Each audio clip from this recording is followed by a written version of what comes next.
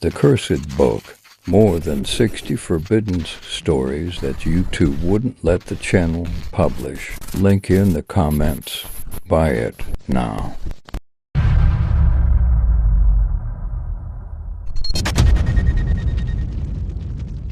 That's what the faded sign by the entrance warned. At first, it seemed like any standard rental agreement: pay on time, respect the property, no loud parties. But as you skim through the dense text, a cold shiver runs down your spine. You think it's a marketing gimmick. However, the eerie silence of the house suggests otherwise, as though the walls themselves are watching, waiting. The house was old, with its creaky floors and musty smell hinting at long-forgotten secrets. No matter how many times you read the rules, you can't shake the feeling that something isn't quite right. The rules seemed harmless until you came across the strange clause about not leaving any lights on after midnight. It attracts and wanted attention, the document said cryptically. As the clock neared 12, you hesitated, wondering if this was just another eccentric rule or something more sinister. With every flickering light bulb, the atmosphere grew thicker with an unsettling dread. The shadows seemed to dance just beyond the edge of your vision, growing darker and more menacing as the clock struck midnight. Each night, the creaking of the old wooden floors felt increasingly deliberate, like footsteps following your every move. The rules forbade anyone from entering the basement. It's unsafe, the lease claimed, but curiosity got the better of you. As you slowly descended the stairs, the temperature dropped, and a thick, oppressive darkness swallowed you whole. The air was heavy with whispers and faint, distant cries, as if the basement itself was alive with forgotten horrors. Another peculiar rule was the prohibition on mirrors in the bedrooms. It seemed like a bizarre request, but the house had no mirrors, not even in the bathroom. One night, as you wandered through the darkened hallways, you caught glimpses of fleeting reflections in the glass of an old picture frame. The reflections seemed to move independently, contorting into faces you didn't recognize. Your breath caught in your throat as the reflections began to take on a menacing, almost tangible presence. Do not investigate noses after dark, one rule warned. Naturally, this was the rule you chose to ignore. As the night grew deeper, you heard scratching sounds emanating from the walls. They started softly, but grew louder, more insistent. The scratching turned into banging, as if something or someone was desperately trying to get out. You pried open the walls, only to find nothing but decaying wood and an inexplicable chill. Yet the noise continued, echoing in your mind. The house's history was shrouded in mystery, adding a chilling layer to the rental agreement. The rule about not researching the house's past seemed oddly specific. Despite this, you delved into its history, discovering tales of former tenants who vanished without a trace. The deeper you dug, the more you found yourself drawn into a web of unsettling accounts and half-buried truths. The past seemed to bleed into the present, distorting reality in ways you couldn't ignore. The rule prohibiting loud noises during the night felt absurd until you experienced the consequences firsthand. One evening, you accidentally knocked over a vase, and the immediate reaction was eerie and unnatural. Hush fell over the house. The silence was so profound it was almost deafening. Then came the voices, faint and disembodied, whispering in a language you couldn't understand. The house seemed to react to every disturbance with an unsettling awareness. Every morning, the house seemed to shift slightly, as if the layout was never the same. The rules warned against rearranging furniture. The first time you ignored this rule, you found yourself waking up in a room you didn't remember entering. The furniture was in different places, and the windows seemed to show landscapes that were unfamiliar. The house was alive, and it wasn't pleased with your meddling. The rule about not speaking to strangers on the property seemed odd until a visitor showed up unannounced. He was a weathered old man with a knowing look in his eyes. When he spoke, his words were cryptic, laced with warnings and hints of danger.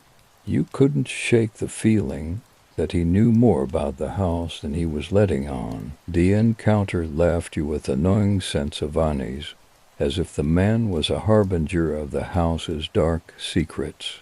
The final rule, never leave the house unattended, seemed overly cautious at first. However, when you left for just a few hours, you returned to find the house in disarray.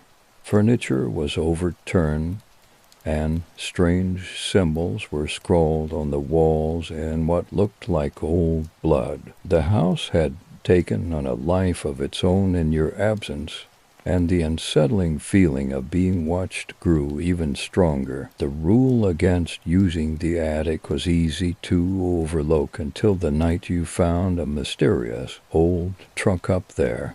The attic, usually locked tight, had been left ajar, inviting you to explore. Inside the trunk were items that seemed to belong to people who had long since disappeared: photographs, clothing, and a journal filled with disturbing entries. The closer you examined these items, the more you felt a cold, penetrating gaze upon you. The strange rule about not bringing pets into the house took on a new meaning when your cat went missing. You had thought it was just another quirky regulation, but the night your cat disappeared, you heard its frantic meows coming from within the walls. No matter how hard you searched, you couldn't find it, and the cries grew more desperate. The house seemed to have swallowed your pet, leaving only a haunting silence in its wake. The house had a peculiar way of amplifying sounds: footsteps, whispers, and even your own heartbeat seemed unnaturally loud. The rules warned against playing loud music, claiming it could disrupt the balance.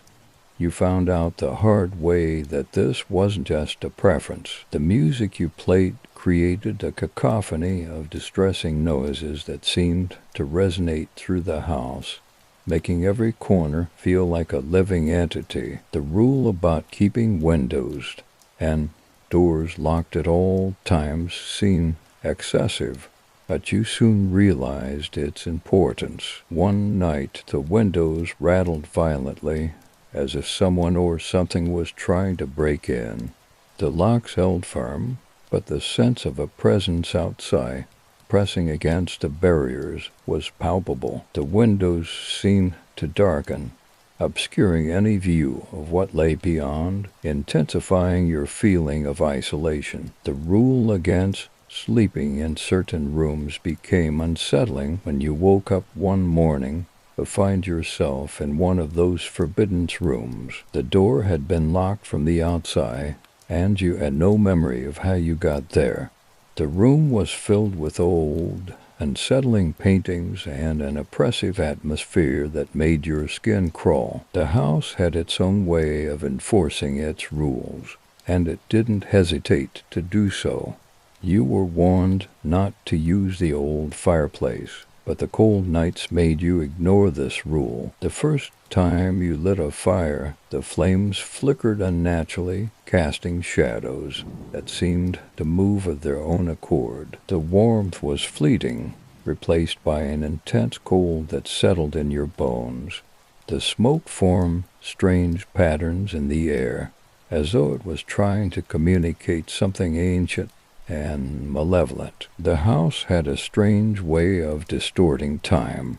The rule about not using the clock in the study seemed odd until you noticed that time would move erratically, when you tried to use it. Hours would pass in minutes, and days would stretch on endlessly. It felt like the house was manipulating time itself, keeping you trapped in an eternal cycle of dread and uncertainty. The rule forbidding the use of flash photography seemed like an odd superstition until you accidentally took a picture in the dark. The flash revealed unsettling, ghostly figures that seemed to be trapped within the walls.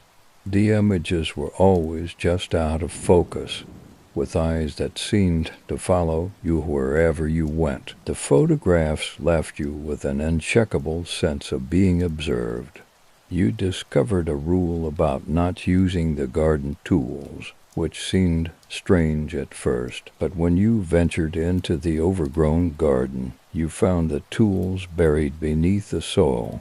The moment you touched them, the ground seemed to shift, and a cold, damp fog rolled in. The plants in the garden seemed to reach out, as if trying to keep you from uncovering something hidden beneath the surface. The rule about not entering the attic during thunderstorms was easily ignored until a storm hit and the power went out. The attic's door creaked open by itself, and strange, ghostly lights flickered within. You were drawn up there against your will, and the storm seemed to intensify, with lightning illuminating scenes of past horrors.